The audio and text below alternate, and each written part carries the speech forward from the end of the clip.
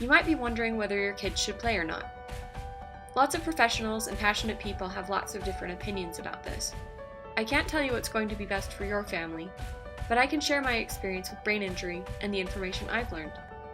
I hit my head in 2015 on a wall in what a lot of people, medical professionals included, consider to be a mild traumatic brain injury.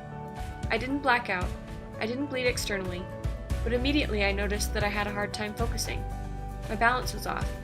My short-term memory was way off. I had a concussion.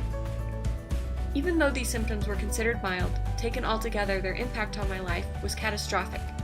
Imagine if in 2 seconds you went from standing on land to being on a rocking boat on the ocean.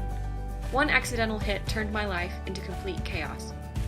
The scans used to diagnose more severe brain injuries aren't sensitive enough to show microscopic changes in the brain that result from an injury. They only reveal gross structural changes. But that doesn't mean biochemical changes, damage to neurons, or damage to the blood-brain barrier resulting from mild injuries aren't real. They are very real, and they can easily mess up your life. Your brain is very delicate. It's about the consistency of tofu, or jello, and made of a lot of water.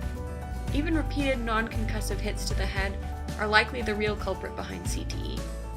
You don't need to have brain trauma to be affecting your brain when you're hit. So when you send your kid onto the field, whether it be to play soccer, football, or some other sport, be sure they know not to hit with their heads. If they feel funny after a hit, even to their body, keep them out of the game until they feel better. Going back in the game when you're not fully well isn't worth getting re-injured or suffering long-term effects. It's always better just to sit this one out and go to the doctor for a checkup.